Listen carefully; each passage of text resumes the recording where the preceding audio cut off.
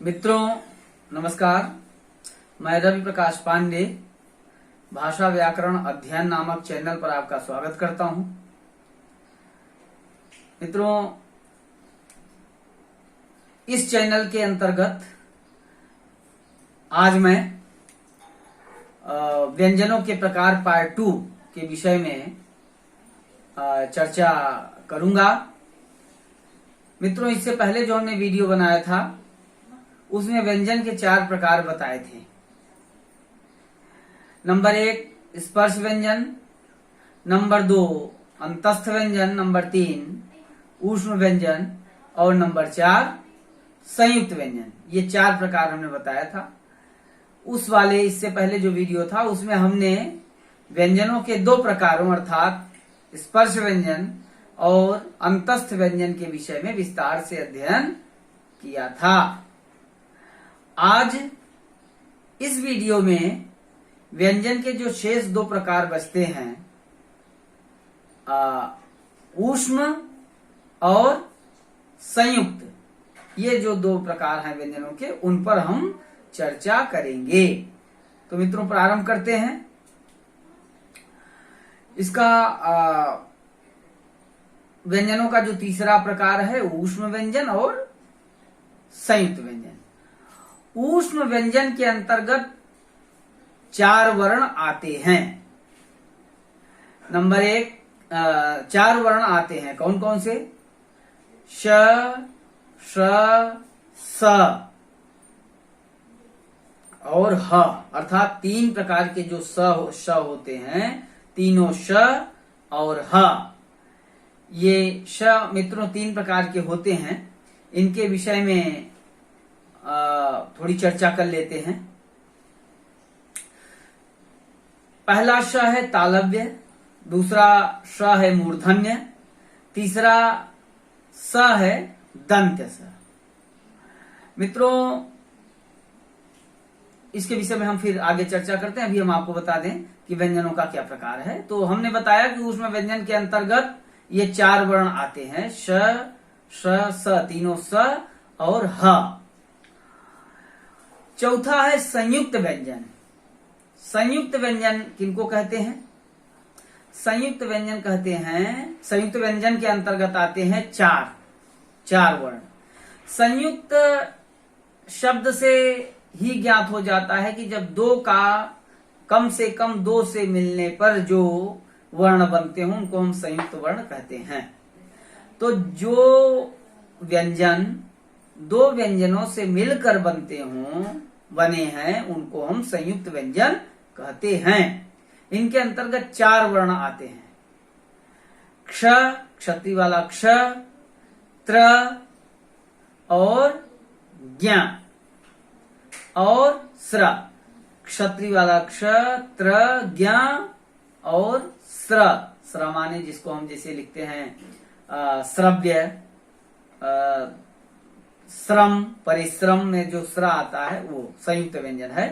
तो इस प्रकार से ये संयुक्त व्यंजन, इनके अंतर्गत ये 4 वर्ण आते हैं। कौन कौन से? क्ष, जो क्षत्रि वाला क्ष होता है, त्र, ज्ञ और स्र।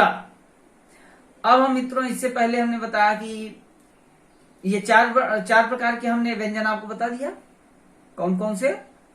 4 में 2 पहले पिछले वीडियो में हो चुका था और 2 इस वीडियो में हम बता रहे हैं। तो तीसरा जो प्रकार है व्यंजन का वो है ऊष्म और चौथा है संयुक्त। तो ऊष्म में हमने बताया कि 4 व्यंजन आते हैं, श, श, स, ह, और संयुक्त में क्ष, त्र, ज्ञ और स्र। अब हम ऊष्म व्यंजनों के विषय में थोड़ी सी चर्चा विशेष करते हैं। ये 3 जो श आए हैं इसके विषय में विशेष चर्चा करनी है। 3 प्रकार के श हैं। पहला है आपके हिसाब से जो आप लोग कहा करते हैं, ज्यादातर सुना जाता है शीटी वाला श। दूसरा है मूर्धन्य श। दूसरा है षटकोण वाला श, आप लोग बोलते हैं। और जो एक और बचता है उसको हम उसको सादा सा कहा जाता है। लोग इन्हीं नामों से जानते हैं। लेकिन वस्तुतः इनका शुद्ध यह नाम शुद्ध नहीं है। इनका शुद्ध नाम है तालव्य श, जो शीटी वाला श जिसको आप बोलते हैं वो है तालव्य श। दूसरा है मूर्धन्य श, जिसको आप षटकोण वाला श कहते हैं, और जिसको लोग सादा स के नाम से जानते हैं उसको दंत्य स कहते हैं। ऐसा क्यों? तालव्य श, जिन वर्णों का उच्चारण, अभी हमने उच्चारण आपको नहीं बताया उच्चारण वर्णों का कैसे होता है, किन उच्चारण स्थानों से होता है, उसके विषय में हम अलग वीडियो बनाएंगे। तो जिन वर्णों का उच्चारण, हमारे मुख के अंदर अनेक उच्चारण स्थान हैं, जैसे तालु है, कंठ है, मूर्धा है, दंत है, ओष्ठ है इत्यादि। तो इन उच्चारण स्थानों से वर्णों का उच्चारण होता है। जिन वर्णों का उच्चारण तालु नामक स्थान से होता है उनको हम तालव्य वर्ण कहते हैं। जिन वर्णों का उच्चारण मूर्धा नामक स्थान से होता है उनको हम मूर्धन्य वर्ण कहते हैं। जिन वर्णों का उच्चारण दंत से होता है उनको हम दंत्य वर्ण कहते हैं। तो अब क्लियर हो गया होगा कि जो श है, जिसको आप शीटी वाला श कहते हैं, इसका नाम है तालव्य श। क्यों? क्योंकि इसका उच्चारण तालु से होता है। इसी प्रकार से तालु कहाँ होता है? तालु होता है जीभ के ऊपर, ये हिस्सा जीभ के ठीक ऊपर, जिसको अंग्रेजी में पैलेट बोलते हैं। तो जीभ के ऊपर तालु होता है और श आप उच्चारण करके देखिए तो इस श का उच्चारण तालु में के द्वारा जिह्वा, तालु को जब जिह्वा स्पर्श करती है तो इस वर्ण का उच्चारण होता है। इसी प्रकार से दूसरा है, जिन वर्णों का उच्चारण स्थान मूर्धा है उनको हम मूर्धन्य वर्ण कहते हैं। तो ये जो मूर्धन्य श है, जिसको आप षटकोण वाला श बोलते हैं, इसको मूर्धा, इसका नाम है शुद्ध मूर्धन्य श, क्योंकि इसका उच्चारण स्थान मूर्धा है। और तीसरा उच्चारण करके देख लीजिए, मूर्धा होता कहाँ है? तालु से ठीक पीछे, ये हिस्सा तालु से ठीक पीछे मूर्धा होता है। तो इसके उच्चारण में जीभ को थोड़ा सा मोड़ना पड़ता है। तो श तालव्य श और श मूर्धन्य श, उच्चारण से पता चल रहा होगा आपको। तीसरा है दंत्य स, जिसको आप सादा स या सरौता वाला स कहते हैं, उसका सही नाम है दंत्य स। क्यों? क्योंकि इसका उच्चारण दांत से होता है, इसलिए इसको दंत्य स कहा जाता है। स जीभ जो है दांत के पास जाती है तो वहां से इसका उच्चारण होता है।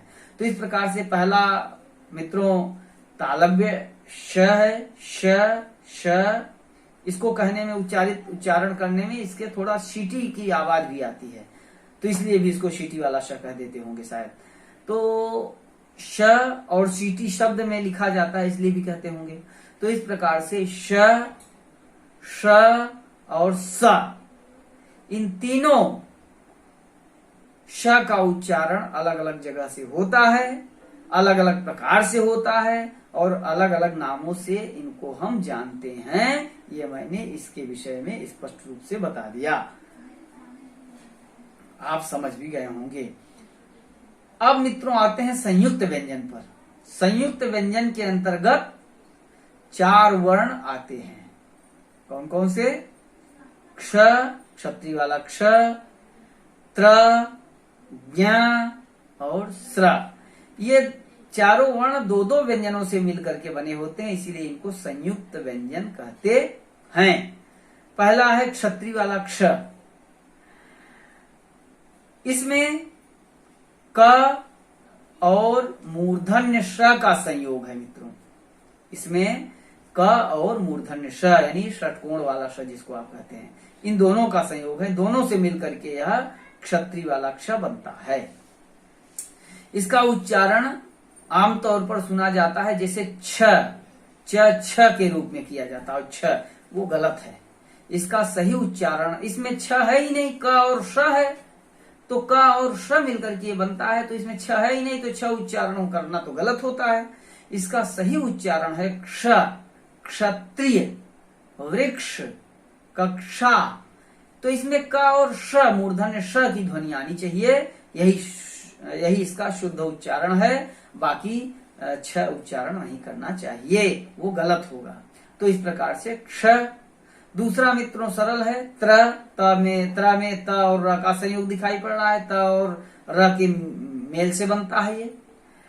ज्ञ के विषय में भी थोड़ा सा जानना है। ये जो हम लोग ज्ञ बोलते हैं यह भी अशुद्ध उच्चारण है इसका, यह शुद्ध नहीं है।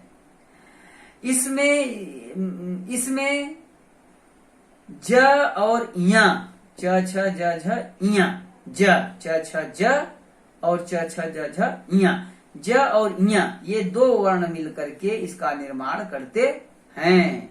इसको हम ज्ञ बोलते हैं। ज्ञ से ऐसा लगता है जैसे इसमें ग आया हो, जो कि नहीं होता, अतः इसका सही उच्चारण ज्ञ नहीं होता, इसको ज्ञ बोलना चाहिए, ज्ञ। कहीं कहीं आपने ज्ञ बोलते हुए किसी विद्वान को सुना भी होगा, ज्यादातर बोला जाता है ज्ञ। तो इस प्रकार से यज्ञ होना चाहिए। इसमें ग है ही नहीं तो ग आने का प्रश्न ही नहीं उठता। तो इस प्रकार, लेकिन व्यवहार में अब ज्ञ बोला जाता है। तो मित्रों इसका सही उच्चारण ज्ञ है। व्यवहार में लोग बोलते हैं ज्ञ, वो अलग की बात है, यही सुना जाता है, ज्यादातर लोग यही जानते हैं। ज्ञ बहुत कम लोग बोला करते हैं, लेकिन शुद्ध जो है वो ज्ञ ही है। तो यज्ञ, यज्ञ ही बोलना चाहिए, यज्ञ अशुद्ध है। अब चौथा वर्ण है स्र। इसका निर्माण मित्रों तालव्य श और र के मेल से होता है। तालव्य श और र, स्र। इस प्रकार से ये ऊष्म व्यंजन और संयुक्त व्यंजन के विषय में मैंने विस्तार से चर्चा की। आशा है कि आपको समझ में भी आ गया होगा। बच्चे इसको लिख करके समझ सकते हैं। ठीक है मित्रों, वीडियो यहीं खत्म करते हैं। और इससे पहले वाला अगर आपको वीडियो देखना हो, क्योंकि आधा हिस्सा ये पार्ट 2 है, तो पार्ट 1 वाला वीडियो का जो लिंक है वो डिस्क्रिप्शन में, आपको इसी वीडियो के डिस्क्रिप्शन में मिल जाएगा। उसको आप देख करके लिंक को क्लिक करिए और वो वीडियो खुल जाएगा। और चैनल को सब्सक्राइब न किए हो तो चैनल को सब्सक्राइब करिएगा, और वीडियो अगर पसंद आया हो तो उसको लाइक भी करिएगा। ठीक है मित्रों, आपको बहुत बहुत धन्यवाद।